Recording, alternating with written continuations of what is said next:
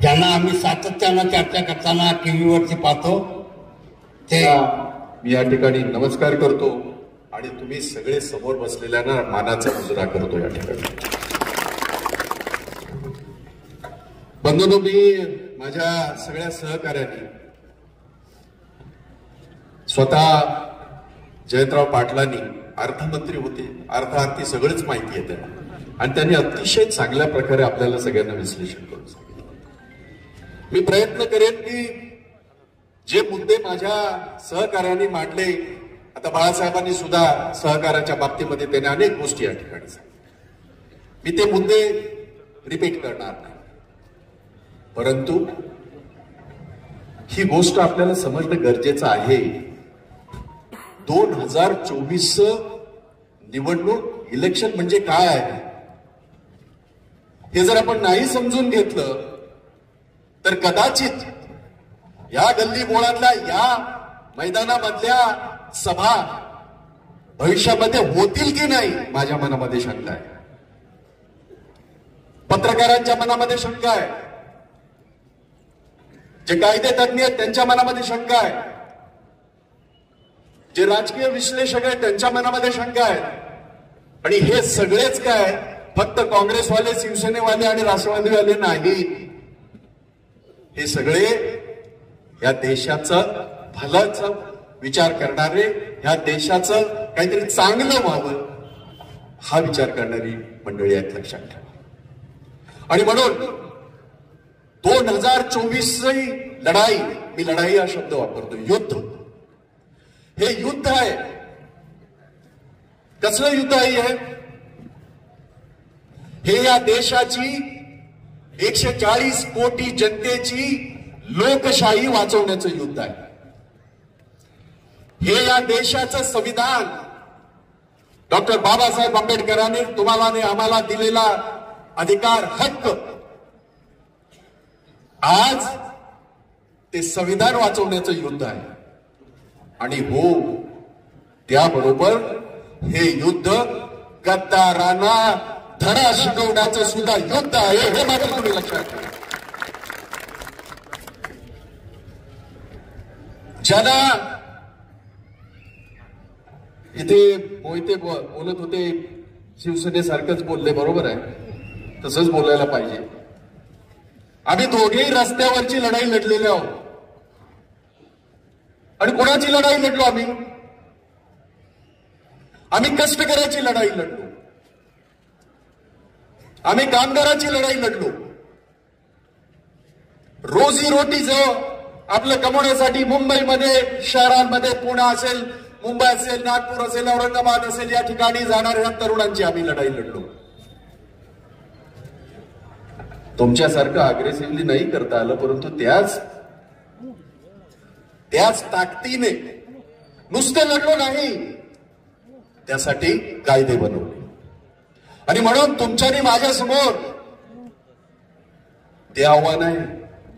हा सगळा परिसर, पश्चिम महाराष्ट्र, ज्याला आम्ही अभिमानाने सांगतो, नाक असं वर करून सांगतो, छाती असं रुंदावून सांगतो, कोणता विचार या माझ्या मातीतला, या छत्रपती शिवाजीच्या या महाराष्ट्रामधला, शाहू फुले आंबेडकरांच्या महाराष्ट्रामध्ये, या विभागामध्ये शाहूंचा विचार, या मातीतला विचार काय चाललंय आज याच्यामध्ये, साताऱ्यामध्ये काय चाललंय, कोल्हापुरामध्ये काय चाललंय, सांगलीमध्ये काय चाललंय, पुण्यामध्ये नव्हे, काय चाललंय महाराष्ट्रामध्ये.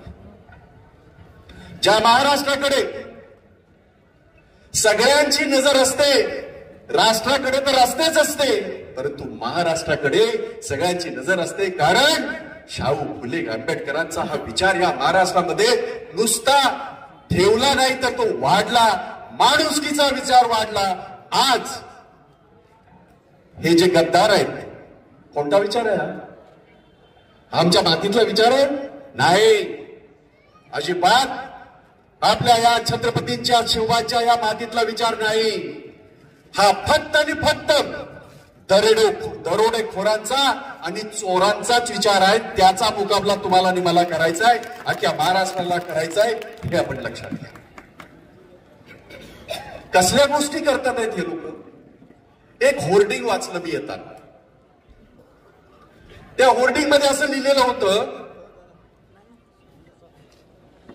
की विरासत और विकास. बघा, विरासत शब्दाचा अर्थ तरी कळतो का म्हणा. विकासाचं तर सोडूनच द्या. चला, माझा एक प्रश्न पत्रकारांना सुद्धा, तुम्हाला सुद्धा, 10 वर्षातलं मोदींचं एक काम सांगा. 10 वर्षातलं मोदींचं एक काम सांगा तुम्ही. आमची तयारी आहे, डिबेट करण्याची आमची तयारी आहे. हाय, ते काम आहेच, येतोय मी त्याच्यावर. एक काम सांगायचं की ज्यांनी, एक काम मात्र फार मनापासून आवडतंय त्यांचं. जेवढी कामं त्या काळामध्ये, काँग्रेसच्या काळामध्ये झाली, जेव्हा आमच्या सरकारच्या काळात झाली, त्याची उद्घाटन करायची आणि स्पेशल फोटोग्राफी करायची. समोर जर एखादा फोटोग्राफी करताना त्यांचाच मंत्री आला तरी त्याला पटकन बाजूला करायचं. साहेबाचा फोटो आला पाहिजे, साहेबाचा फोटो आला पाहिजे आणि त्याच्यावर त्यांचं सगळं सोशल मीडिया आणि ते सगळं चालतं. कसला वारसा यांचा वारसा फक्त आणि फक्त गद्दारीचा तेव्हाही होता, आजही आहे आणि उद्याही राहणार आहे. स्वातंत्र्याच्या लढ्यामध्ये ज्यांनी इंग्रजांचे तळवे चाटले ते आज आम्हाला देशभक्ती शिकवणार आहेत.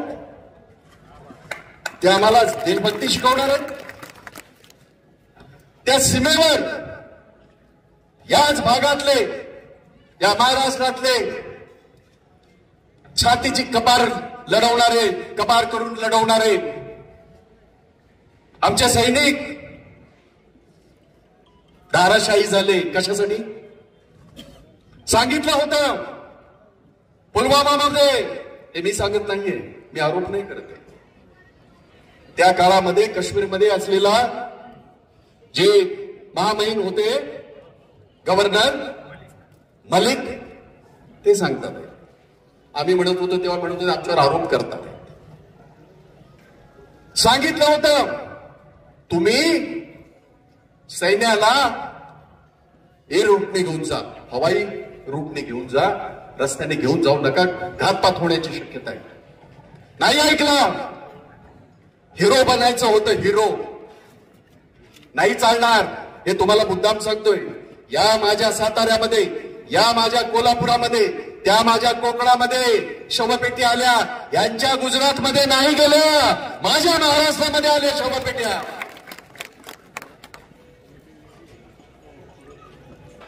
त्या ह्याच्यामध्ये पुलवामामध्ये काय म्हणे, अब की बार 400 पार, 400 किलो RDX तिथे मिळालं. ते अजून कळलं नाही, इतकी वर्ष झाली. हे कसं कळलं अबकी बार 400 पार? भडव्यानो, चांगला शब्द आहे, चांगला शब्द आहे. भडव्यानो, महाराष्ट्रामध्ये 40 पैकी 10 मिळवून दाखवा, आम्ही काही हरायला तयार आहे तुमच्या बरोबर, काही हरायला तयार आहे. आणि मोदींना माझं थेट आव्हान आहे, ह्याच्यापूर्वी केलेलं आहे अनेक वेळेला. 250 पार करून दाखवा, आम्ही तुम्हाला मानू. नाही होणार. का नाही होणार हे मी म्हणत नाही. आपण सगळे सर्वे बघा. 4 दिवसापूर्वी एक एक्सिसचा सर्वे आला, लगेच त्याला दम, क्या चालला रहे हो, पण तो चाललाच. गोळी सुटल्यावर काय खरं नसतं हो, ते करतच असतं काम. आणि त्या सर्वेनुसार यांचा कारोबार 200 सव्वा 200 मध्ये आटोपतो, असं त्या सर्वेचं म्हणणं. मी आरोप करत नाही. मी अख्ख्या देशामध्ये काँग्रेस पक्षाच्या माध्यमातून 9-10 राज्यामध्ये कामं केली. हिंदी भाषी तिकडे साऊथला सुद्धा काम केलं बाबांबरोबर. आमच्या ते तेव्हा प्रमुख होते कर्नाटकाचे आणि मी सेक्रेटरी होते, ते जनरल सेक्रेटरी होते. आणि म्हणून अशा पद्धतीने एक माहोल तयार करायचा आणि त्याला मोदी के गोदी में बैठा हुआ गोदी मीडिया कहते हैं. माफ कीजिएगा, महाराष्ट्रातला मीडिया अजून तरी बऱ्यापैकी आहे, पण त्याचं बिचारांचा नाईलाज आहे. आज मी एक इंटरव्ह्यू दिलाय आणि मी त्यांना सांगितलंय हा सगळा दाखवा, त्यातलं काय पाहिजे ते कट करून असं काही करू नका. आता बघू ते काय दाखवतात ते, तेव्हा मी त्याच्यावर नंतर वक्तव्य करेन कधीतरी, परत एकदा संधी आली की. पण सगळं हे अशा पद्धतीचं वातावरण करायचं आणि त्याच्यावर मग स्वार होऊन त्यांची वो दाढ़ी वाले बाबा की जान ईवीएम में अटकी हुई है. पर बता दूं मैं आप सारे लोगों को, अब की बार ईवीएम को अगर तुमने छेड़ने की कोशिश की तो याद रखिएगा 140 करोड़ जनता रास्ते पे उतर आएगी और तुम्हें तुम्हारी जगह दिखाएगी. ये मैं बताना चाहता हूं और इशारा भी देना चाहता हूं. विरासत, इंग्रजांचे तळवे चाटण्याची विरासत, महाराष्ट्राजवळ गद्दारी करण्याची विरासत, छत्रपती शिवाजी महाराजांबरोबर गद्दारी करण्याची विरासत, छत्रपती संभाजी महाराजांबरोबर गद्दारी करण्याची विरासत, यांची विरासत ही आहे. आम्हाला विचारा, देशाला विचारा, विरासत काय असते. एक गांधी आठवा, 150 वर्ष इंग्रजांच्या विरोधामध्ये ज्याने त्या इंग्रजांनी आम्हाला सळो की पळो केलं होतं, 150 वर्ष राज्य केलं होतं, पिळून टाकलं होतं साफ. एक गांधी, महात्मा गांधी, एक मुठभर मीठ हातात घेऊन निघाला, अख्खा भारत फिरला, भारत जोडला त्याने आणि स्वातंत्र्याचा लढा तयार झाला. आणि त्या इंग्रजांना माज झाला होता 150 वर्षाचा, त्यांना हिथून हद्दपार केला. एक गांधी, महात्मा गांधी. दुसरा गांधी त्याचं नाव राहुल गांधी आहे. आपण 21व्या शतकात आहोत. 1 मिनिटामध्ये 4 सेकंदामध्ये तुम्हाला अमेरिकेमध्ये बोलता येतं, तुमच्या मुलाचा चेहरा बघता येतो, तिथल्या आईला इथल्या मुलाचा चेहरा पाहता येतो. इतकं पुढे आम्ही गेलोय. या 21व्या शतकामध्ये तो गांधी कन्याकुमारी पासून थेट काश्मीर पर्यंत 4,500 किलोमीटर चालत चालला आणि भारत जोडत चालला. दुर्दैव आहे या देशाचं 75 वर्ष झाली स्वातंत्र्याला. आज आपण वर्ष साजरं करतोय. इंग्रजांबरोबर लढून 75 वर्षाचं हे वैभव आणि 75 वर्षाची ही आमची लोकशाही आज वाचवण्यासाठी आज दुसरा गांधी पायदल निघालेला आहे. तिकडून मणिपूरवरनं निघाला, मुंबईपर्यंत आला. 6,000 किलोमीटर चालत गाडी तसं करत. कोण चालतो? कशासाठी कोणासाठी? आणि मग ह्यांनी हजारो कोटी खर्च करून 3 वर्ष पप्पू बनाया था. याद है आप सबको? असेल आठवण? पप्पू, अरे गदडीच्या नो, तो पप्पू तुमचा पप्पा झालाय आणि तो देशाच्या 140 कोटी जनतेच्या गळ्यातला तावीत बनलाय. कारण तो देशाला जोडण्यासाठी चाललाय. सगळं काय होतं त्या परिवाराकडे? काय कमी होतं? बोलताना काहीतरी विचित्र बोलायचं. अरे त्या माऊलीने, इथली संस्कृती तुमची नाही, माझी संस्कृती तिने अपनावली. स्वतःच्या सासूचे तुकडे तुकडे गोळा केले, स्वतःच्या नवऱ्याचे तुकडे तुकडे गोळा केले, पण पंतप्रधान पदाला नाही सांगितलं.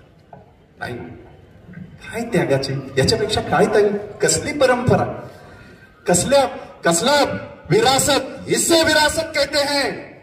देश के लिए, देश के सामने कुछ भी नहीं है आणि हे हमारे सामने देश नहीं. कसली विरासत यांची? यांची विरासत अख्ख्या 140 कोटी जनतेचे सगळ्यांचे गळ दाबायचे, इथल्या छोट्या मोठ्या व्यापाऱ्याला उद्ध्वस्त करून टाकायचं आणि फक्त अदानी आणि अंबानी यांना जगातला सगळ्यात मोठा पैसेवाला बनवायचा। ये विरासत है आपकी, ये विरासत है आपकी। आपकी विरासत ये बिल्कुल नहीं है कि हमारा कोई किसान हो, आमचा कोणी शेतकरी असू द्या, आमचा कोणी कष्टकरी असू द्या। कष्टकऱ्याचा पुळका यांना कसा काय संबंध यांचा आणि कष्टकऱ्यांचा? ज्या कामगार कायदे 42 कायदे त्याच्यासाठी या देशाच्या कष्टकऱ्यांनी रक्त सांडलं, घाम गाळलं आणि 42 कायदे झाले। ह्याने एका फटक्यात काय केलं? 4 कोड आणले। तुम्हाला धोका सांगून ठेवतो, 2.5 वर्ष आपलं सरकार होतं, 2.5 वर्ष आम्ही थांबवून धरलं ते सगळं, परंतु आता नाही सांगता येणार। आमच्या उद्धव ठाकरेजींनी सांगितलं, त्यावेळेला आमचे मुख्यमंत्री होते, आमच्या सगळ्या मंत्र्यांनी आम्ही गेलो सगळे, अनर्थ होईल, अनर्थ होईल, महाराष्ट्र बर्बाद होईल, देश तो बर्बाद होतोच आहे। कारण हे फक्त भाषण नाही, हे ह्याच्यातला एक शब्द जरी खोटा असेल माफी मागेल। जाहीररित्या सांगतोय, कष्टकऱ्याचा नेता आहे मी त्या अदानी अंबानीचा नेता नाही। मला कळतंय त्यांच्या घरामध्ये काय शिस्त आहे, त्यांच्या घरामध्ये काय होतंय, त्यांच्या मुलाच्या शिक्षणाचं काय होतंय, त्यांच्या मुलीच्या शिक्षणाचं काय होतंय, आम्हाला कळतंय आणि म्हणून ही कळकळ आहे ती तुम्ही समजणं गरजेचं आहे। विरासत की बात करते, विकास तर सोडूनच द्या हो। विरासत काय आहे? विरासत यांची मोदींची विरासत काय? आठवा तुम्ही, मुंबई अशी मिळाली का हो तुम्हाला आणि आम्हाला? 105 लोकांनी आपलं हौतात्म्य दिलंय, हुतात्मे झाले। यांना मुंबई महाराष्ट्रापासून वेगळी करायची आहे।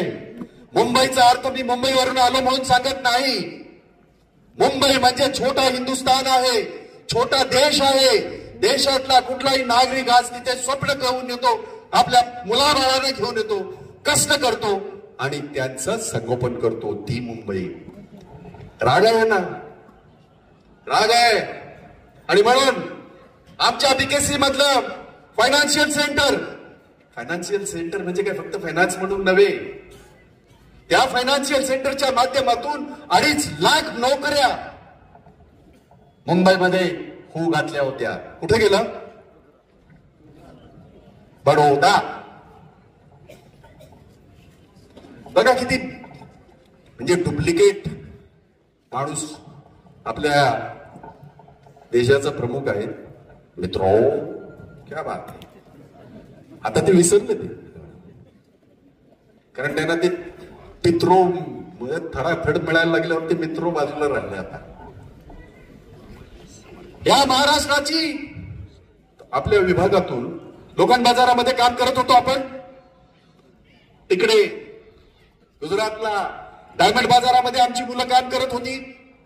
गुजरातला फायनान्शियल सेंटर, गुजरातला मुंबईचं महत्व कमी करायचं आणि हा जो षडयंत्र आहे, मुंबई ही महाराष्ट्रापासून वेगळी करायची आणि केंद्र शासित करण्याचा डाव, मुंबई ही केंद्र शासित करायची आणि राजा म्हणून आपण वावरायचा, असा हा डाव यांचा आहे। आणि म्हणून तुम्हाला आणि आम्हाला विरासतच्या गोष्टी यांनी शिकवायच्या, तुम्हाला आणि आम्हाला विरासत आहे, कष्ट करायची आहे, शेतकऱ्याची आहे।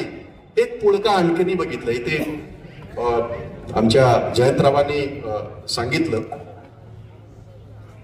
की कशा पद्धतीने शेतकऱ्याला नागवण्याचा प्रयत्न चाललेला आहे। खरं आहे ते, तुमच्याच खिशातले जास्त पैसे काढायचे, त्यांनी माझ्याच पॉकेटचं उदाहरण दिलं।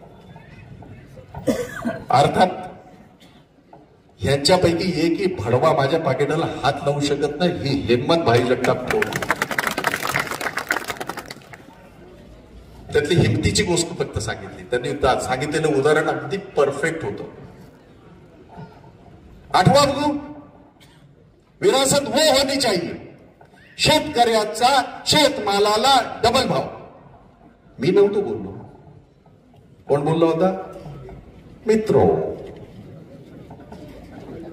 भाई बहिनो ते बोललो, मी नव्हतो बोललो, आम्ही नाही बोललो. आम्ही न बोलता आठवा पवार साहेब कृषी मंत्री होते आणि ऐतिहासिक निर्णय झाला 72,000 कोटी माझ्या शेतकऱ्याचे आम्ही माफ केले. आठवा जयंतरावांनी सांगितलं त्यांच्या व्यापाऱ्यांचे किती गेले ते. म्हणून आता जगामध्ये एक नंबरचा श्रीमंत अदानी, कधीतरी अंबानी, कधीतरी अदानी, आणि त्याच्या मागे त्यांचा बाप बनून बसलेला देशाचे पंतप्रधान नरेंद्र मोदी. कुठला गरीब एखादा या गेल्या 10 वर्षामध्ये 13 वर्ष मुख्यमंत्री होते ते गुजरातचे, एक गरीब शेतकरी सांगा. शेतकऱ्यांचं तर असं आहे, त्यांनी शेतकऱ्यांबद्दल यासाठी बोलू नये, ती होर्डिंग आहे. मी आता येताना बरं माझं थोडंसं लक्ष असतं, थोडासा चौकस आहे, आणि कित्येक वेळेला असं होतं माझं नाव थोडंसं ना मला कधी कधी फार त्रासात टाकतं. अर्थात मला अभिमान आहे त्या नावाचा. भाई जगताप म्हणाल्याच्या नंतर तो भाईच लक्षात राहतो, पुढचा जगताप काय विचारच करत नाही. आता बऱ्यापैकी थोडंसं लोकांना कळलंय की अरे हा टीव्हीवर तर बरा बोलतो थोडासा. परंतु आज माझा देश जळत असताना, माझा महाराष्ट्र रसातळाला जात असताना, कामगारांचं रक्त आहे हे आमचं, कामगारांचं रक्त आहे. आमच्या कामगारांचा एक कवी नारायण सुर्वे, इथे बऱ्याच लोकांना माहित असेल, नारायण सुर्वेंचं नाव ऐकलंय ना. कामगार आहे मी, तळपती तलवार आहे मी, सारस्वतानो माफ करा, थोडासा गुन्हा करणार आहे मी आज, थोडासा गुन्हा करणार आहे. आणि आमचा गुन्हा काय? आम्ही निवडून दिलं, या महाराष्ट्रामध्ये लोकांनी निवडून दिलं सरकार, फक्त आणि फक्त पैशाच्या जोरावर, गुंडगिरीच्या जोरावर आणि दिल्लीच्या ताकदीवर तुम्ही अशा पद्धतीने उलथून टाकताय आणि त्याला परत लोकशाही म्हणताय. ह्या यांच्या परंपरा आहेत, विरासत, ये इनकी विरासत. आणि म्हणून आपल्याला या सगळ्या जे काय राज्यामध्ये चालले, ते देशामध्ये चालले, त्याच्या विरोधातली आपल्याला लढाई लढायची. आठवा बघू, देशाच्या मुली, तुमच्या आमच्या मुली, या महाराष्ट्रातल्या मुली आज क्रिकेट खेळतात, आज कबड्डी खेळतात आहेत, आज देशासाठी ऑलिम्पिक खेळतात आहेत, आज देशासाठी एशियन गेम मध्ये खेळतात आहेत. त्याची मेडल आणलेल्या मुली काय त्यांच्यावर अन्याय केला, अत्याचार केला? मी सुसंस्कृत आहे म्हणून मी काही शब्द असे थोडेसे चांगले वापरतो, पण ह्याची लायकी नाही, यांची लायकी नाही. कोण त्याच्यावर अन्याय अत्याचार करतोय? त्या बसल्या याच्यासाठी की आमच्यावर अन्याय करा, अत्याचार करतात त्या मुली सांगता नाही. साक्षी मलिक, आठवा, काय मुलगी ती बोलली. आणि अत्याचार करणारा कोण? यांच्याच मंत्रिमंडळातला एक मंत्री, त्याचं नाव यासाठी घेत नाही, त्याला मोठंच नाही म्हणजा. अशा पद्धतीने जे अशा गलिच्छ विचाराचे लोक आहेत त्यांचं नाव आपण अशा पद्धतीने घेणं म्हणजे आणखीन 10 लोकांना त्यांना वाटत अरे हा अमुक आहे का. कुठे चाललाय, काय चाललंय माझ्या देशामध्ये, काय चाललंय माझ्या राज्यामध्ये. आणि म्हणून मी तुम्हाला जे युद्ध म्हणालो, हे युद्ध यासाठी आहे, लोकशाही वाचवण्यासाठी युद्ध आहे, हे देशाचं संविधान वाचवण्यासाठी युद्ध आहे, आणि गद्दारांना त्यांची जागा दाखवण्यासाठी हे युद्ध आहे. मी सुरुवातीला सांगितलं, शेतकऱ्यांचा पुळका आहे ना, अचानक कसा काय आला हो, त्याचं गणित तुम्हाला सगळ्यांना त्यांनी सांगितलंय. मी त्याच्या पुढची गोष्ट सांगतो तुम्हाला.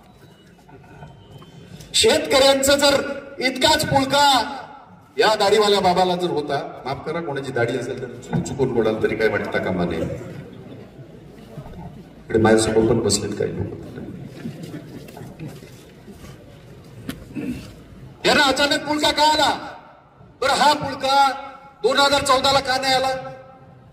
हा पुळका 2019च्या सुरुवातीला का नाही आला? आता का आला? आणि शेतकऱ्यांबद्दल जर इतका पुळका होता किंवा आहे, विरासत 370 दिवस देशाचा अन्नदाता त्याच्या घराच्या बाजूला बसला होता 1 किलोमीटर दूरवर 370 दिवस ऊन पाहिलं नाही, पाऊस पाहिला नाही, थंडी पाहिली नाही, बर्फ पाहिला नाही. 700 लोकांनी त्या ठिकाणी त्यांचा मृत्यू झाला. त्यांनी हौतात्म्य पत्करलं. तेव्हा कुठे गेला होता हा बाबा? हा बाबा काय करत होता तेव्हा? हे किती गुंड सोडले त्यांच्यावर. लाल किल्ल्यावर इतक्या खालच्या दर्जावर देशाचा कसा असू शकतो? कसा असू शकतं? आणि यांची विरासत देशाचा तिरंगा लावायची लाज वाटणारे हे लोक आज आम्हाला तिरंग्याची महती सांगतात. आज तुम्ही आम्हाला शिकवणार आहात तिरंगा. पहिल्या दिवसापासून तिरंगा घेतला नाही, छाताडावर झेलल्या गोळ्या आमच्या लोकांनी. इसे विरासत कहते हैं, इसे विरासत कहते हैं. ह्याला नाही विरासत. आणि हो, आता ते सांगतात नागपूर. काय नागपूर?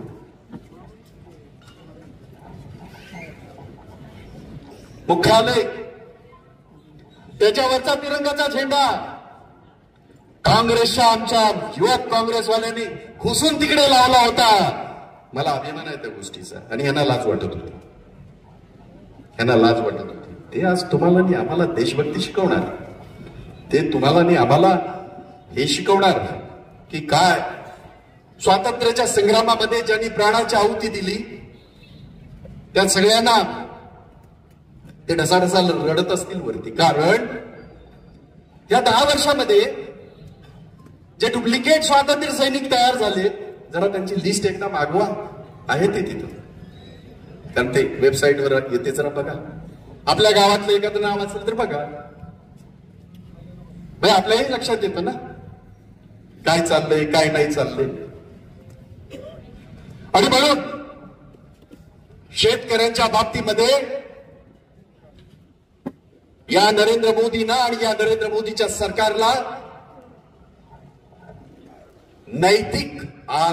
त्यांना नैतिकता सुद्धा नाही आणि नैतिक अधिकार सुद्धा नाही. आणि म्हणून इलेक्शन आलंय, तेवढंच आपलं लक्षात ठेवाल आणि आत्मघात करून घ्याल. आणि हा आत्मघात भविष्यामध्ये 140 कोटी जनतेला, महाराष्ट्राच्या 12.5 कोटी जनतेला कुठे ना कुठे खाईमध्ये लोटेल, ह्याची जाण आपल्याला सगळ्यांना असली पाहिजे. आणि म्हणून तुम्हाला आणि मला मी विनंती करण्यासाठी आलोय. मुंबईतनं या ठिकाणी येण्याचं कारण तेच आहे. जयंतरावांनी मॅनिफेस्टोचा उच्चार केला, फक्त त्याचा एक भाग सांगतो. कारण आपल्याकडे फार हे आहे, नाक्यावर होताना जीएसटी तर तुम्हीच केला म्हणतील ते. बरोबर आहे, योग्य आहे, ते म्हणणं बरोबर आहे. पण ही पद्धत नव्हती ना. जीएसटीला आमच्या राहुल गांधीने एक नाव ठेवलं होतं. काय होतं? गब्बर सिंग टॅक्स, गब्बर का टॅक्स. खरं आहे ते. काँग्रेस सरकारने जीएसटीचा एक चौकट बनवली होती आणि 18% हा maximum was 18%. Today, what we witness, what we see is 28%. 28% हा मॅक्सिमम आहे. हे नव्हतं. हे भाषण राहुल गांधीने संसदेत केलं. सगळे कॅमेरे बांधले, सगळे पळाले. कडे खरंच आहे, त्याच्यामध्ये आम्ही आरोप करत नाही. आणि म्हणून मॅनिफेस्टोमध्ये दिलेला शब्द की काँग्रेसचं सरकार आलं, आघाडीचं सरकार आलं, इंडियाचं सरकार आल्याच्या नंतर जीएसटीचा पुनर्विचार केला जाईल, हा शब्द दिलेला आहे. शब्दाचे पक्क्यावर विरासत आहे भाई. कर्नाटका 6 महिने होतो मी. आम्ही 5 गॅरंटी दिल्या होत्या. 500 रुपयांनी सिलेंडर देऊन सांगितलं होतं. महिलांना 2-2 हजाराचं त्यांना अनुदान देणं सांगितलं होतं. 5च्या 5 गॅरंटी लागू केल्यात आम्ही. 500ला सिलेंडर मिळतं का कर्नाटकामध्ये? फोन करून विचारून घ्या. राजस्थानमध्ये अशाच पद्धतीने आम्ही आमच्या अशोक गेहलोतांनी गॅरंटी दिली होती. त्यांनी 4 गॅरंटी सांगितल्या होत्या. मग गरीबाचा याचा असेल, इन्शुरन्स असेल 25 लाखापर्यंत. आपल्याला माहिती आहे अख्ख्या देशामध्ये 2च राज्यामध्ये कोविडच्या काळामध्ये अतिशय सुंदर काम झालं. हे आपण विरोधात असून यांनी सांगितलं. एक महाराष्ट्रामध्ये, मुंबईमध्ये आणि एक राजस्थानमध्ये. तिथे सांगितलं गॅसचा सिलेंडर 500 रुपयांनी झाला. छत्तीसगड आमचं सरकार, तिथे अशाच पद्धतीने मग अंगणवाडीतल्या महिला असू द्यात, सेविका असू द्यात, गॅस सिलेंडर असू द्यात, गरिबी रेषेखालच्या महिला असू द्यात, जे सांगितलं इम्प्लिमेंट केलं. हिमाचल प्रदेश आमचं सरकार, तिथेही पाडण्याचा प्रयत्न झाला. आपल्या सगळ्यांना माहिती आहे तिथेही काय काय प्रकार झाले. आमचे आहेत अजून ठाम, तिथेही सगळा वापर करून झाला. त्या ठिकाणी आम्ही सुद्धा 5 गॅरंटी सांगितल्या होत्या, इम्प्लिमेंट झाल्या. बाकी सगळं जाऊ द्या. चला, गुजरातमध्ये सिलेंडर किती रुपयांनी आहे सांगा? कोणाला माहिती? 1100 रुपये. काय सांगितलं? किती आहे? हा, जरा त्यांना उद्या गुजरातला पाठवून एक सिलेंडर असा कमरेवर घेऊन यायला सांगा.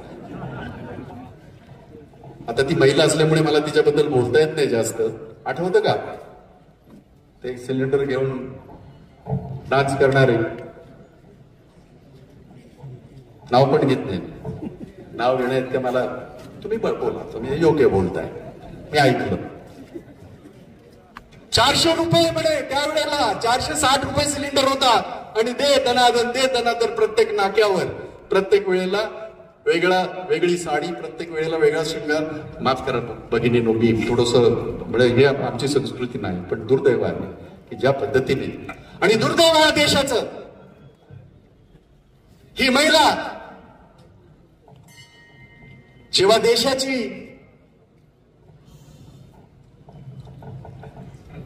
HRD मिनिस्टर झाली, ह्युमन रिसोर्स म्हणजे काय? शिक्षण आणि सगळं. जिच्या स्वतःच्या शिक्षणाच्या सर्टिफिकेटची माहिती नाही कुणाला, ती आमच्या देशाची ह्युमन रिसोर्स मंत्री झाली. आठवतंय का? बोंबाबोंब झाल्याच्या नंतर आता ते बदललं, दुसरीकडे. आवडतो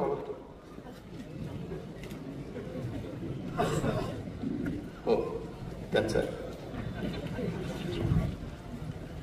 आणि म्हणून मी आपल्या सगळ्यांना फक्त आरसा दाखवण्यासाठी आलेलो आहे. ज्या घोषणा तुम्ही आज तुमच्या मॅनिफेस्टो किती पानाचा आहे माहिती आहे त्यांचा? 240. म्हणजे तुम्ही वाचतच राहा. फक्त पुढे काय आहे ते? मोदी की गारंटी. किस बात की गारंटी? कौन सी गारंटी? यशोदा बहन के साथ जो गारंटी आपने 7 जन्म का किया था, वो गारंटी तुम नहीं कर सके. तुम हमारे 140 करोड़ लोगों को गारंटी की बात करते. किस बात की गारंटी? मोदी की गारंटी. आणि 240 पानं वाचत राहा. 2014 साली वाचले तुम्ही, पण ते डोक्यात गेलं नाही म्हणून काय आम्ही वाचलो नाही. 2019 साली सुद्धा असंच काहीतरी आलं, आम्ही वाचलंच नाही, तेव्हाही वाचलो नाही. आता वाचा. आपल्या कुटुंबाची, आपल्या मुलांच्या शिक्षणाची, मुलांच्या आरोग्याची, त्याच्या मुलीच्या शिक्षणाची, ह्या सगळ्या गोष्टीचा विचार. आणि सगळ्यात महत्वाचं, डॉक्टर बाबासाहेब आंबेडकरांच्या घटनेचं संरक्षण जर आज आपण केलं नाही तर हे मताचा अधिकार सुद्धा काढून घेतील. हे फक्त सांगण्यासाठी तुम्हाला तुमच्या समोर मी आलेलो आहे. आणि म्हणून ज्या गोष्टी या देशाला मारक आहेत, त्या गोष्टीसाठी जर कोण सातत्याने 10 वर्ष काम करत असेल, मला एक अर्थतज्ञ मिळाला होता, जयंतराव असते मजा आली असती. कोण अर्थतज्ञ माहिती आहे का? कोणता तो कुमार, तो ऍक्टर अक्षय कुमार, देशाच्या अर्थसंकल्पावर, देशाच्या आर्थिक ह्याच्यावर अक्षय कुमार पूरे विश्व में हमारा नाम हो रहा है. कोण अक्षय कुमार? अरे भडव्या, तू आमच्या देशाचा नागरिकच नाहीयेस, तू नागरिक आहेस कॅनडाचा, त्याला मताचा अधिकार नाही. तो माझ्या देशाच्या अर्थव्यवस्थेबद्दल बोलणार ना? अरे वा, ऐकायचंच असेल, आहे युट्यूबवर, ऐकायचंच असेल तर देशाची अर्थमंत्री निर्मला सीतारामन, ती त्यांच्या मिस्टरचं ऐका, खरं बोलतात आहे, हिंमत ठेवतो माणूस. आणि म्हणून पूर्ण देश पूर्णतः पोखरला या लोकांना. यांना त्यांचा अजेंडा चालवायचा आहे. 4 माळ्याची बिल्डिंग कोणती नाही तर तुम्हाला नमस्कार. त्यांना ती जातीय वर्ण व्यवस्था आणायची आहे आणि या भारताला परत एकदा बर्बाद करायचंय. त्यांनी फक्त आपल्या डोक्यावर बसून 4थ्या माळ्यावर राज्य करायचं आणि तुम्ही नेहमी कष्ट करायचे आणि त्यांनी मजा करायची. हे तर मला आणि आम्हाला सांभाळणं गरजेचं आहे. यासाठी संविधान वाचवणं गरजेचं आहे, यासाठी लोकशाही वाचवण्यासाठी गरजेचं आहे आणि यासाठी महाराष्ट्रातल्या गद्दारांना धडा शिकवण्याची गरज आहे. एवढंच सांगतो आणि आपल्या समोर सांगतो. जय हिंद, जय महाराष्ट्र, जय भीम. 15 वर्षानंतर लिंबाच्या चौकात माझी सभा होते.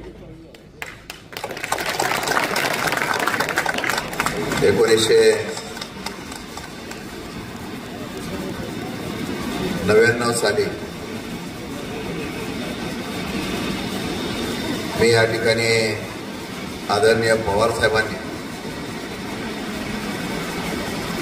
जावली मतदारसंघामध्ये मला या ठिकाणी भाऊ सदाभाऊ आहे, दीपक पवार आहे, सगळ्यांची नावं राहिली असली तर क्षमा मागतो. जावली मतदारसंघामध्ये मला प्रथमतः उमेदवारी दिली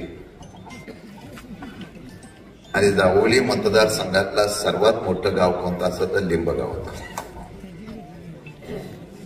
आणि या मतदारसंघामध्ये मी ज्यावेळेला आलो त्यावेळेला कॅप्टन अण्णा होते.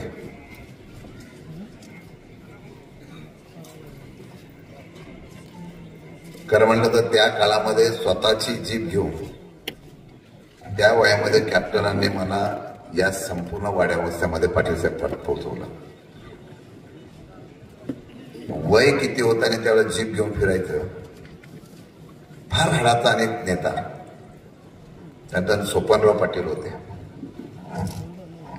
माणूस कसा पण असो पण रुबाबदार होता.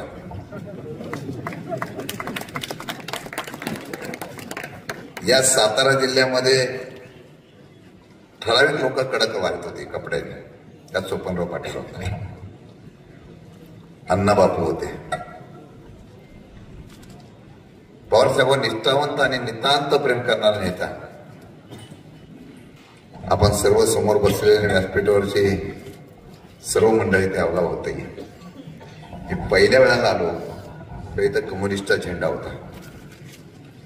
या लिंबामध्ये त्या काळामध्ये सगळे पक्ष होते आणि सगळे नेते होते. 5 वर्षानंतर असा एक वेळ आला की स्वातंत्र्याच्या नंतर 93% मतं मिळणारा एकमेव माणूस होता, तो शशिकांत शिंदे होता. आणि आज त्या शशिकांत शिंदेंना महाविकास आघाडीने परत एकदा आपली सेवा करण्यासाठी मला पाठवलेला आहे. खरं म्हणलं तर आजची सभा तरुणांच्या उत्साहाची होती. मी आज मेढ्याचा परिसरामध्ये केळकरची सभा वगैरे केली. अगदी वेळे कामठीपासून ते साबळेवाडीपर्यंत मी आलो. गावागावामध्ये स्वागत होत होतं. आम्ही नेले किडगावच्या इथं आलो, वडियाच्या इथं रामनगर वगैरेची सगळी तरुण पोरं उपस्थित होती. अचानक अशा पद्धतीचा एक माहोल तयार झाला की तरुणांची फौजच्या फौज आमच्या पुढे उभी राहिली आणि लिंबापर्यंत आम्हाला घेऊन आली. ते भाग्य क्वचित लोकांना मिळतं. 15 वर्षानंतर सुद्धा एवढं प्रेम मिळण्याचं भाग्य माझ्यासारख्या कार्यकर्त्याला मिळालं, हीच माझ्या आयुष्याच्या राजकारणाची पुंजी मी सांगतो. आणि हाच आत्मविश्वास आदरणीय श्रीनिवास पाटील साहेबांना ज्यावेळेला संधी मिळाली, नव्हे तर ते लढले. राज्यपाल झाल्यानंतर परत खासदारकीला लढायचं, ते पण पक्षासाठी आणि नेत्यांसाठी, आणि किंग मेकर बनायचं, हे त्यांनी करून दाखवलं. आणि आता त्यांनी ठरवलं की आता मला लढायचं नाही, की मला ती जबाबदारी पडली. बाई, माझी जेव्हा नियुक्ती करण्याच्या बाबतीत मला बाळासाहेब पाटील आणि सर्व नेत्यांनी महाविकास आघाडीच्या शिफारस केली, त्याला 2 कारणं होती. एक कोरेगाव मतदारसंघ आणि पूर्वीचा माझा सातारा जावली मतदारसंघ. बाकी तिथं बाळासाहेब पाटील आहेत, पृथ्वीराज बाबा आहेत, पाटणकर साहेब आहेत, तशी ताकद मोठी आहे. कागदावर ताकद आमची कमी होती, कारण नेते सगळे तिकडे गेलेले. परंतु ज्या वेळेला दिली तेव्हा माझ्या निवडणुकीला उभं राहत असताना एकच मला सांगितलं गेलं की पूर्वीच्या मतदारसंघातली माणसं आजही तुमच्यावर प्रेम करतात, उद्या तुम्हाला त्याची जमेची बाजू असेल. आणि म्हणून या निवडणुकीला मी आलेलो आहे, 15 वर्षानंतर आलेलो आहे. अगदी या 18 गावातल्या आणि त्या 18 गावातली सगळी मंडळी धाडून आलेली आहे. तुमच्या विश्वासावर उभा राहिलेला आहे, तुमच्या विश्वासावर. एक इतिहास असा करून दाखवू. आणि ही निवडणूक आम्ही नाही, आम्ही फक्त आता माणसं पेटवण्याचं काम करणार आहे. पण निवडणूक लोकांनीच हातात घेतलेली आहे, माझ्या तरुणांनी हातामध्ये घेतलेली आहे. कोणत्याही गावामध्ये चर्चा केली तर सांगलं जातं की तुतारीच वाजणार आहे. आणि म्हणून या सर्व गोष्टीतून तुम्हाला मी विनंती करणार आहे, समोर कोण उमेदवार आहे, समोर कोणता पक्ष आहे, अजून ते काय रणनीती करतील, माझ्यावर काय आरोप करतील, काय करायचं करून द्या. आणि मी लढवय आहे. आज बघा हनुमान जयंती आहे. रामाचा भक्त जसा हनुमंत होता तसा शरद पवारचा भक्त शशिकांत शिंदे आहे. त्यामुळे परिणामाचा विचार मी करत नाही. मला वाटतं की ही सगळी मंडळी मला 1999 सालपासून ओळखतं. मी कधी विरोधकांना पण त्रास दिला नाही, सरळ चाललो. एकाने सांगावं की शशिकांत शिंदेने भ्रष्टाचार केला. त्या दिवशी सांगितलं रडीचा डाव ठोळाव, जनतेच्या दरबारात जाऊया. जर मी काय केलं असेल तर जनता मला मत देणार नाही. पण नुकत्या आपल्या हातातून निवडणूक गेली म्हणून भ्रष्टाचाराचे आरोप करण्याच्या बाबतीत मला षडयंत्र केलं. हे आता नाही, मी उभं राहणार नव्हतं, त्याच्या अगोदरपासून भाई चाललेला आहे. मला वाटतं सभागृहात आपण दोघंही बोललो होतो या विषयावर. जोरात आम्ही दोघांनी त्या ठिकाणी असलेल्या सरकारच्या विरोधात माझी भूमिका मांडली होती, तेव्हा भाईंनी मला साथ दिली होती. काय विषय, ठीक आहे, लोकसभेच्या निवडणुकीत उमेदवारांच्या वळण नव्हती, आमच्याकडे आलेलं आहे विकृत मनाचं नेतृत्व आहे. मला त्रास होतो असं नाही, समोर बसलेल्या 70% लोकांना त्रास होतोय. राजकारण ह्याला म्हणत नाही हो. राजकारण जो आव्हान स्वीकारतो तोच मर्द असतो, तो याला खरं राजकारण म्हणतात. काही करायला 6 महिने आत ठेवा, आणि 6 महिने आत ठेवल्यानंतर मग सातारा जिल्हा मोकळा व्हायला. आम्ही कामगार लढले आहे, माणसं भिजवायला पण शिकतो आणि माणसं पेटवायला पण आम्ही तयार असतो. आणि त्याला हीच भीती होती, येत्या लोकसभेमध्ये आणि उद्याच्या विधानसभेमध्ये ही मंडळी, जरी आपण पक्ष फोडले, जरी आपण नेते फोडले, तरी ही मंडळी राहिल्यानंतर 100% आपल्याला अडचण निर्माण करू शकतात. म्हणून षडयंत्र केलं जातं. सत्तेचा उपयोग इतका, पोलिसांवर दबाव, प्रशासनावर दबाव, अधिकारावर दबाव, कशावर दबाव, काही करा, यांच्यावर FIR दाखल करा. मला 8%. प्रत्येक जण शशिकांत शिंदे म्हणून त्या ठिकाणी उभे राहतील आणि उद्या त्या ठिकाणी निवडणुकीचे निकाल ह्याच्यापेक्षा दुप्पटीने इतिहास घडून दाखवा. आम्ही घाबरत नाही. घाबरलो असतो तर आपण, आणि माझा आरोप काय 4,000 कोटी, आणि मी लगेच बीजेपी मध्ये गेलो असतो ना. एवढ्या कोटीचा जर आरोप असतील तर मी बीजेपी मध्ये गेलो नसतो का? निर्मासारखा स्वच्छ झालो असतो.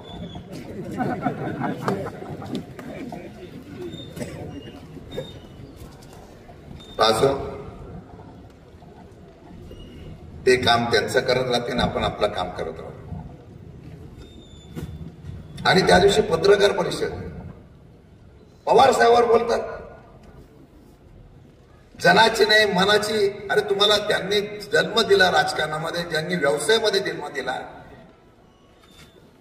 त्यांच्या तुम्ही बोलता. आणि पत्रकार परिषदेमध्ये बाजूला बसलेले कोण? ज्यांनी मेडिकल कॉलेजचं काम 2-3 वेळा बंद पडले ते बाजूला बसले. कशासाठी बसले होते? मेडिकल कॉलेजचं काम का बंद केलं होतं? एकदा तर भंगारचोर गेली,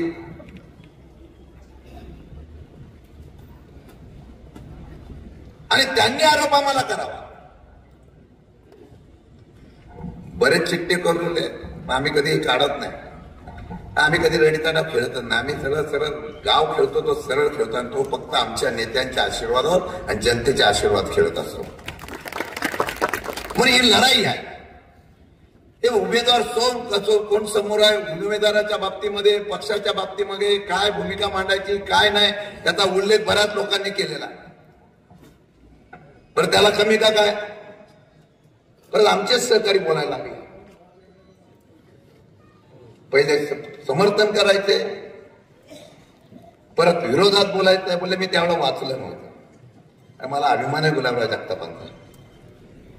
या लूम गावचा असलेला गुलाबराव जगताप माझा सहकारी आहे. अण्णासाहेब पाटील आणि शिवराव पाटीलांच्या कारकिर्दीमध्ये ज्यांनी माथाडी कामगार म्हणून काम केला, त्यांनी हिंदुस्थान बँकेचं काम केला, तो आजही माझ्याबरोबर राहतोय. एवढी आम्हाला निश्चितपणाने जाणीव आमची एकमेकांना आहे. कारण संघटना टिकली पाहिजे. ही संघटना ज्या कष्टाने नेत्यांनी उभी केली होती ती अशी म्हणून कोणाला द्यायची, एवढं सोपं होत नसतं. त्यामुळे आज मी तुम्हाला एवढंच सांगतो, कोणी काही आरोप करून द्या. कारण हल्ली काय झालंय, प्रवक्ते फार झालेले. भाजप सांगतात तू बोल, प्रेस सांगतात तू बोल. 2 दिवसांनी प्रेस होते. आणि मी आज सांगतो, तुम्ही कोणाचाही नाद करा, आम्हाला काय शिव्या घाला ते घाला. ज्या वेळा तुम्ही पवार साहेब बोलाल त्यावेळेला तुम्ही तुमच्या पायावर दगड मारून घ्या. पवार साहेबांचा ज्यांनी ज्यांनी नाद केला तो राजकारणातून संपून गेला.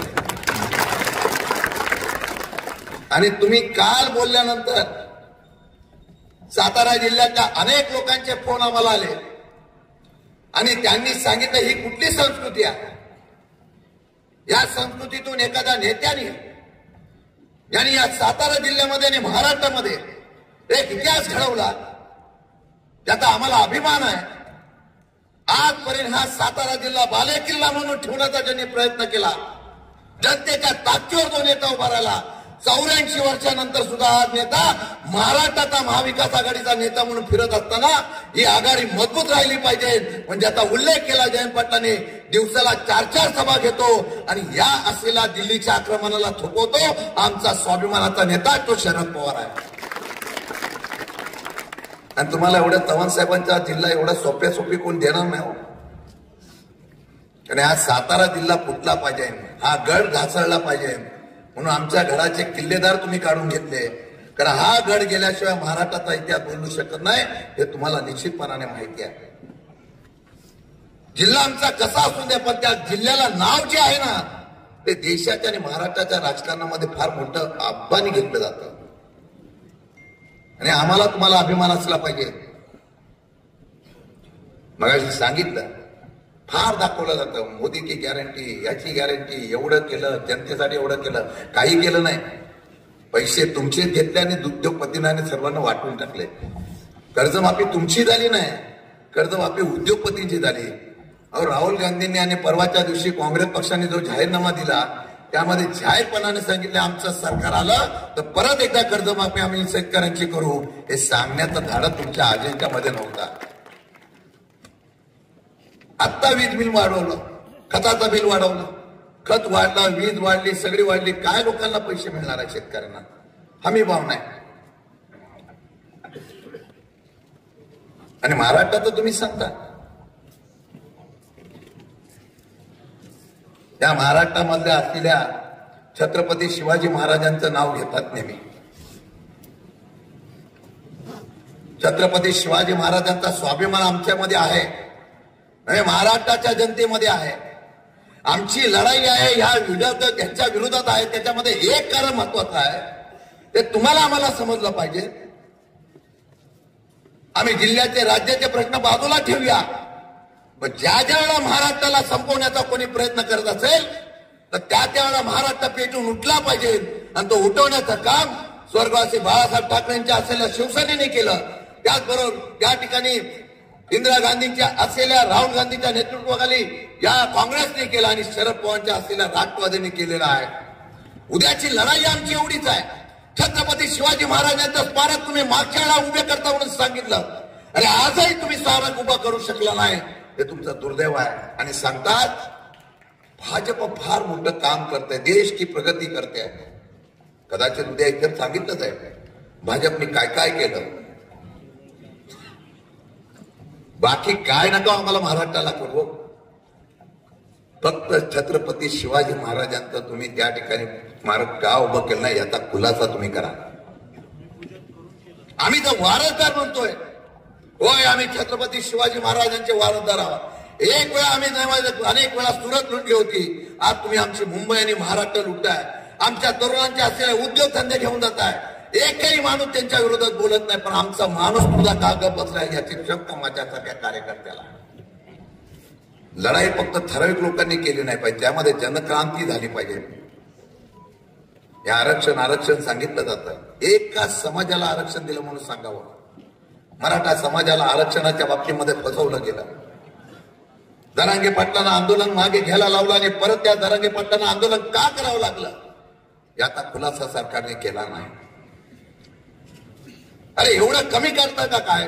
ओबीसीला सांगितलं की जनगणनेनुसार आम्ही त्या ठिकाणी आरक्षणाचं त्या ठिकाणी जनगणना करू, आजही त्याची जनगणना झाली नाही. धनगर समाजाचं आरक्षण सुप्रीम कोर्टातून फेटाळलं गेलं. आमचे नेते फक्त सांगतात हो आज मिळेल, उद्या मिळेल. हे कधी तुम्हाला आरक्षण देणार नाही. या देशामध्ये जेवढी जात मत आहे त्यांना आरक्षण देता नाही, कारण मूठभर लोकांनी या देशावर कब्जा केलेला आहे. मूठभर लोकांनी हे प्रश्न सुटत जातील, शेतीचे पाण्याचे सगळे प्रश्न सुटतील. ज्यावेळेला स्वाभिमान दुखवला जातो तेव्हा स्वाभिमानाने उभा राहण्याचा प्रयत्न केला पाहिजे. म्हणून ही लढाई खेळण्याची प्रयत्न माझ्यासारख्या कार्यकर्त्यांनी केलेली आहे. तुमची फक्त साथ मला मिळावी अशा प्रकारची अपेक्षा मी या ठिकाणी करतो. कामाच्या बाबतीमध्ये काळजी करू नका. जेवढे वर्ष मी काम करतोय ते तुम्हाला कल्पना असेल. कोणी आला तर मी काम करण्यासाठी कधी नकार दिला नाही. त्याचं काम कसलं असलं तरी या शशिकांत शिंदेने आजपर्यंत केलंय. जिल्हा अध्यक्ष असताना सुनील माने आम्ही आहोत, जनता दरबार घेतला. या जिल्ह्यातल्या असलेल्या लोकांना न्याय देण्याच्या बाबतीमध्ये भूमिका आम्ही घेतली. नव्हे तर विधानसभा आणि विधान परिषदेमध्ये ज्या ज्या वेळा कुठले विषय निघाले त्या त्यावेळेला महाराष्ट्राच्या विरोधात निर्णय घेण्याचा प्रयत्न कोणी केला असेल तर आमच्यासारख्या काही लोकांनी विधानसभा आणि विधान परिषदेमध्ये सुद्धा आवाज वाटवून या असलेल्या बिलांना विरोध करण्याचा प्रयत्न केला. आणि आता लोकसभेची निवडणूक आहे. आदर्श लोकसभेचा खासदार कसा असावा या सातारा जिल्ह्यातला तो श्रीनिवास पाटील असतील, पृथ्वीराज बाबा असतील, अनेक दिग्गज यशवंतराव चव्हाणांपासून, चव्हाण साहेबांपासून, प्रमिला काकेपासून अनेक दिग्गज लोकांनी, लक्ष्मण तात्यावर अनेक लोकांनी काम केलं. त्यावेळेला संस्कृती होती हो. हल्ली संस्कृती संपली. राजकारणातली संस्कृती तर संपूर्णच गेलेली आहे. लोकांना विश्वास नाही. एखाद्या बाई माणसांना आम्ही विचारलं काय झालं ते बोललं नाही राजकारणात हुकुमशाहीकडे चाललेलं आहे. हे साध्या लोकांना कळतंय, सामान्य लोकांना कळतंय. कारण आता लोकशाही जिवंत राहणार नाही, कारण हुकुमशाही जन्माला आहे. त्याने 2024ला जर आम्ही आज जर आम्ही इतिहास केला नाही तर 100% सांगतो उद्या आपल्या प्रत्येकाचं व्यक्ती स्वातंत्र्य मिळवलं जाईल. आम्ही काही लोकांचं अनुकरण करण्याचा प्रयत्न करतो. रशियामध्ये परवाच्या दिवशी निवडणूक झाली पण विरोधी पक्षामध्ये एकही माणूस राहत नाही. जो विरोध करणार होता तो तुरुंगामध्ये मारून त्या विष बाधा होऊन मेला जातो. अनेक राष्ट्र आहेत, त्या राष्ट्रामध्ये अशा प्रकारची अंमलबजावणी होते. इस्रायलच्या असलेल्या पंतप्रधानांच्या समोर या जगातली त्यांच्या असलेल्या राष्ट्रातली जनता रस्त्यावर उतरते आणि विरोध करते की तुम्ही फक्त आणि फक्त युद्ध आपण राजकारणासाठी करताय. मागच्या वेळेला तुम्ही निवडणूक जिंकली, पुलवामाचा एक घटना घडल्या, त्याच्यावर तुम्ही भावनिकतेवर घेऊन निवडणूक जिंकली, पण तीच कणखरपणा मणिपूरमध्ये तुम्ही का दाखवू शकला नाही अजून? आम्ही हा प्रश्न कधी विचारला नाही. आणि महाराष्ट्र आहे आम्ही, त्या महाराष्ट्राने आजपर्यंत इतिहास केलेला आहे. आपल्या 2-3 विषयावर आपण निवडणुकीला समोर जाऊया. एक, महाराष्ट्राचा स्वाभिमान उभा करूया. 2, यामध्ये असलेल्या 10 वर्षाच्या सरकारने सर्व गरिबांना त्या ठिकाणी ज्या पद्धतीने लुटलेलं आहे, ज्या पद्धतीने तुमचे पैसे काढलेले आहेत, त्याच्या विरोधामध्ये आवाज उठवला पाहिजे. फक्त आपल्याला काय देतात? 2 वेळचं मोफत जेवण, मोफत अन्न देण्याचा प्रयत्न करतात. या योजना आहेत. आमची मुलं, परवाच्या दिवशी मला एका पत्रकाराने विचारलं, तुमचं एम काय असेल? ज्या लोकांचा अजूनपर्यंत सातारा जिल्ह्यातला डेव्हलपमेंटचा एम पूर्ण झाला नाही, ते एम पूर्ण करणारा शशिकांत शिंदे असेल, अशा प्रकारची ग्वाही मी त्या ठिकाणी. आजही आमच्याकडे औद्योगिक क्षेत्र नाही, आजही आमच्याकडे आयटी पार्क नाही, आजही आमच्याकडे साधं मोठ्या असलेल्या शहरामधलं आमच्याकडे गार्डन नाही. काय डेव्हलपमेंट आहे याचा विचार करून भविष्य काळामध्ये निवडणूक केली पाहिजे. आणि म्हणून मी सांगतो, ही निवडणूक तरुणांनी हातात घेतली, ही निवडणूक सर्वसामान्य जनतेने. आणि आता जे काय उठलेलं आहे वादळ, ते वादळ कायम त्या ठिकाणी तसं राहावं एवढी तुम्हाला विनंती करतो. 7 तारखेपर्यंत याची व्याप्ती एवढी वाढत गेली पाहिजे, एवढी वाढत गेली पाहिजे की 7 तारखेपर्यंत एकाही गावामध्ये अशा प्रकारचा इतिहास होऊन जाऊ द्या की एकाही गावामध्ये हे वादळ पोचलं नाही, असं होणार नाही. हे वादळ एवढं उठत जाईल की लोकांनी निवडणूक त्याची घेतली आणि सातारा जिल्ह्यातली निवडणूक लोकसभेची महाराष्ट्रातली सर्वात जास्त मतांनी निवडून आलेला उमेदवार म्हणून निश्चितपणाने इतिहास करून दाखवेल एवढीच विनंती करतो. आणि तुम्ही विश्वास ठेवा, 25 वर्ष मी या राजकारणामध्ये पवार साहेबांच्या आणि तुमचे आशीर्वाद आहे. 25 वर्ष आम्हाला फोन येतात, आपल्याला फोन येतात की आमची तरुण मुलं आंदोलन करतात. एमपीएससी झाल्यानंतर आंदोलन करताना लागतंय मुलांना आमच्या. एससीबीसीचे दाखले मिळत नाही, पोलिसांची भरती निघत नाही, अग्निवीरामध्ये कॉन्ट्रॅक्ट सिस्टीम, देशाचं रक्षण कॉन्ट्रॅक्ट सिस्टीमवर द्यायची, ही नवीन कुठली पायंडा पडणार? अनेक प्रश्न आहेत, अनेक विषय आहेत, एकही उत्तर नाही. या देशामध्ये 10 वर्षामध्ये सर्वसामान्य माणसाला एकही उत्तर आम्हाला मिळालं नाही. यामुळेच आपल्याला क्रांती करावं लागेल. आणि या असलेल्या लिंब गावातून आलेल्या सगळ्या 18 गावातल्या लोकांना मी आणि माझ्या तरुणांना सांगेन, एक संधी फक्त शशिकांत शिंदे द्या. मी तुम्हाला विश्वास देतो, सातारा जिल्ह्यातले प्रश्न दिल्ली दरबारी तर मांडेल, नाही तर सरकार पण आपलं असणार आहे. गेलेले पश्चाताप करतात, काय करू आता? सहन होत नाही आणि सांगता येत नाही, सहन होत नाही आणि सांगता येत नाही. राज्यामध्ये पण आपलंच सरकार येणार आहे. महाराष्ट्राचा कानोसा घ्या आणि आमची माणसं हुशार आहेत भाई. महाराष्ट्राच्या कानोकोपऱ्यात जातात आणि विचारतात माडाला काय झालंय, कोल्हापूरला काय झालंय, मग येऊन सांगतात आबाद आहे, चांगलं आहे वातावरण. हे सगळीकडे वातावरण बदललेलं आहे. आणि म्हणून मी आपल्याला सांगतो, राज्यामध्ये सुद्धा 100% हे सरकार जाईल आणि केंद्रामध्ये सुद्धा हे 200, 400 पार, 400 पार हे फक्त हॅम्बरिंग करतात. एक मोडच ऑपरेटिंग आहे त्यांची.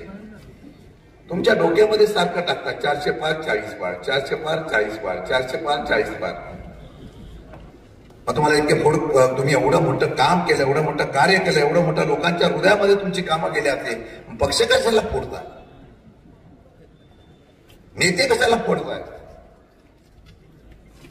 आणि म्हणून मी तुम्हाला सांगतो, 100% तुम्हाला सांगतो, उद्याच्या दिल्लीच्या तख्तावर जे काही स्वप्न काही लोक पाहतायत की जर या ठिकाणी महाराष्ट्रामध्ये 40 जागा मिळाल्या तर कदाचित आपण दिल्लीमध्ये सरकार बनवू. त्यांना एकच उमेद आहे ती महाराष्ट्राची. म्हणून सगळे पक्ष फोडून, नेते फोडून प्रयत्न केले, अनेक लोकांचा पाठिंबा घेऊन बघितला, पण यश काय येत नाही. असा रिपोर्ट आल्यानंतर अनेक काही कृत्या करतील, अनेक काही लोक करतील. मी 25 वर्ष आहे. 25 वर्षामध्ये मला एवढा कधी प्रतिसाद मिळाला नव्हता. बाळासाहेबजी खरं मी सांगतो,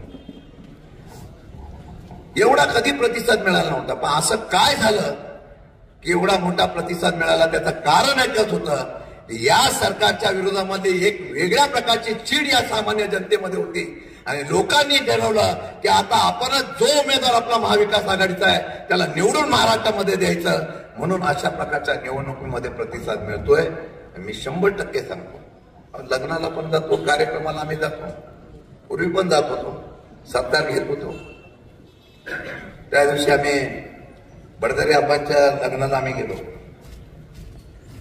बडदरे आबा आदरणीय पवार साहेबांचे फार मोठे भक्त. त्यांच्या कौटुंबिक लग्नाला गेलो. तो शिंगवालाच्या बाजूला बसला होता. त्याला पकडून आणलं. मी राजीव पाटलांच्या पण काल लग्नाला गेलो, गजरा मंगळला आलेलो. ते म्हणले आत यायचं नाही, जरा थांबा, शिंगवाला मी घेऊन येतो. ते कुठेतरी जेव्हा बसले होते, त्या दोघा चौघांना घेऊन यायला आणि शिंगवातच मला आत दिलाय. सांगण्याचा मतितार्थ असा होता की तुतारी घेऊनच या ठिकाणी तुमचं नाव या ठिकाणी गाजलं पाहिजे अशा प्रकारचा संदेश होता.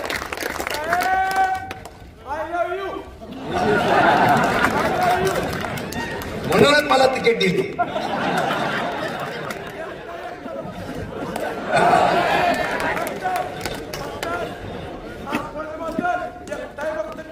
ओके, असं झाल्यावर 7 तारखेवर काय खरं नाही.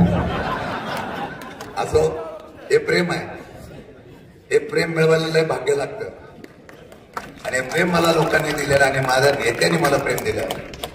2.5 तास साहेब परवाच्या रॅलीमध्ये माझा नेता एका जागेवर उभा राहिला. कार्यकर्त्याला नेत्याला किती बळ द्यावं. पराभव झाल्यानंतर सुद्धा पवार साहेब सिनियर पाटील साहेबांच्यावर भेटायला येत होते. त्यांनी सांगितलं की नाही, शशिकांत पडलं, मी येणार नाही. अरे, पक्ष बदलण्यापेक्षा या नेत्याच्या बरोबर चरणामध्ये भक्त म्हणून राहिलेला फार मोठा. त्याला 30 महिना मिळाले. येत्या निवडणुकीला दिल्लीमध्ये सातारची तुतारी जोरात वाजलीच पाहिजे. जय हिंद, जय महाराष्ट्र. सर्वच आदरणीय शशिकांत शशिमय चंद्र बोला बा, ढगाच्या आड जाऊन देऊ नका. आज ज्योतिबाची वारी, घ्या तुतारी. चैत्री पौर्णिमा आहे, जरा गरम होते. शरदाचं चांदणं पडतंय कोजागिरीला.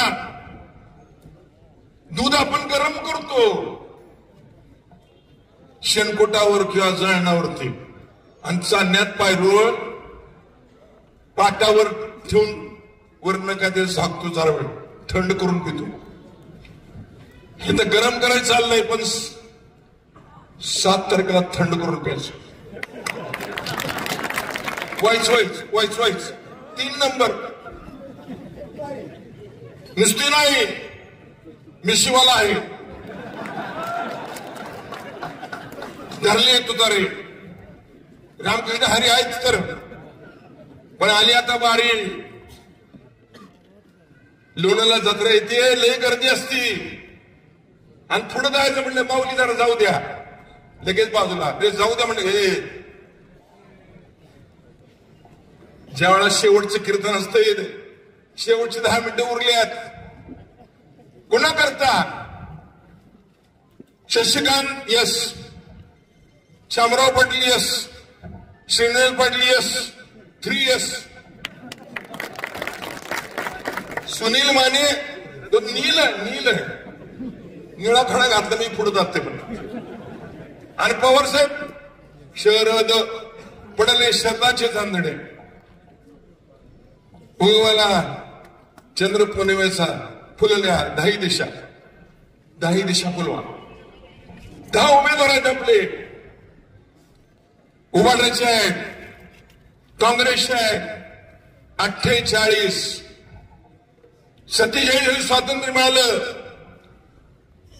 26 जानेवारी 1949ला साताऱ्यात शिकलेल्या डॉक्टर आंबेडकरांच्या हाती घटना बनवायचं सूत्र दिलं आणि 26 जानेवारी 1950 हा देश federation of India, we the people of India having solemnly resolved. ती घटना सामाजिक विचारांचं स्वातंत्र्य, शिक्षणाचं स्वातंत्र्य, व्यवसायाचं स्वातंत्र्य, ते स्वातंत्र्य धोक्यात आलं. भाई सांगतायत, जयंतराव सांगून गेले, आपण सगळे मानव घेतलं पाहिजे. 10 माणसं घेऊन जायचं, 10 भगिनी घेऊन जायचं. माझ्या लेकी सुना बसलेले आहेत, नातवंड आहेत मोठे आहेत, 10 जणांना घेऊन जायचं. 10 बटन दाबलं का नाही बघायचं, दाबलेलं दिसलं का बघायचं, आणि बाहेर म्हणजे विचार झाला माघारी माघारी पण वाजून तुतारी. तसं माघारी नाही. मला लहानपणचं गाणं आठवतंय, आमच्या लहानपणचं. जिंकून फडा आला माझा ग पहिलवान, सोन्याचं कड हाती बांधीला फेटायचा, उतरू कशी खाली लाजरी मुलखाची, माझा ग पहिलवान ह्यो होमगावचा छोरा, येल पोरा वाजतोय तोरा. धरा हाताला, धरा हाताला, घाला हातात, घ्या हातात मशाल आणि त्याला घरात जावा दारोदारी आणि म्हणा, आज मंगळवार आले अंबिकेच्या दारी, वाजूत उतारली घाल बाया वाद, वाढ ग माई काय वाढ, मत वाढ. मत वाढलं पाहिजे तुझं. 3 नंबरला आहे, काय बाकी बघू नका. तुतारी बघायची, बटन दाबायचं, दाबल्यानंतर आपलं बरोबर झालं का नाही बघायचं आणि माघारी जायचं, झालं बाहेर येऊन दाबायचं. सगळ्यांनी आदरणीय शरद पवार, वय वर्ष 84, नांदोळचा हा आमचा नेता, पुण्याला शिकायला गेला, पुण्यातनं मुंबईला गेला, महाराष्ट्राच्या युवक काँग्रेसचा अध्यक्ष झाला, देशाचा अध्यक्ष झाला. एक वचनी बोलत नाही, ते शरदाचं चांगलं आहे. गारगार, थंड थंड, आणि हे चैत्राचं गरम गरम, पण गार वाटते का नाही. आपलंच बोट आपल्या डोळ्यात जातं आणि पळत डोळ्यात बहीण येते आणि फुकू करते आणि आपल्या डोळ्याला होती. बरं होतं का नाही, बरं वाटतं का नाही. अहो, कृष्णाचं पोट कापलं, सुभद्रा फडकं हुडकायला लागली, द्रौपदीने आपली पैठणी फाडली आणि कृष्णाचं पोट मारलं. ती द्रौपदी 60,000 ऋषी आले, जीवन गेले. रात्री कृष्ण भगवान आला, वाढग ताई तुळशीचं पान काढलं आणि त्याच्या ताटात ठेवलं. कळलं का? देवाला नुसतं पान लागतंय तुळशीचं, बाकी काय लागत नाही. आणि म्हणून तुमचं मत शरद पवारना, तुमचं मत उद्धव ठाकरेंना, तुमचं मत राहुल गांधीला, तुमचं मत सोनिया गांधीला, तुमचं मत भाईला, तुमचं मत संजयला, तुमचं मत सुनीलला, तुमचं मत शला. आणि आता विनंती, ही इनात ठेवायची वेळ आहे. देवळात असतं विठ्ठल विठ्ठल विठ्ठल. माझ्या घरात घातली विणा तुम्ही 25 वर्षापूर्वी. मध्ये मला हिमालयात पाठवलं तुम्ही 5 वर्ष, सिक्कीम मध्ये राज्यपाल. डाव्या हाताला नेपाळ, उजव्या हाताला भूतान, वर तिबेट, चायना आणि खाली बांगलादेश आणि मध्ये मी पाहुणा. नाही झाला हो ना, माघारी आलो. धर्मांनी धरलं.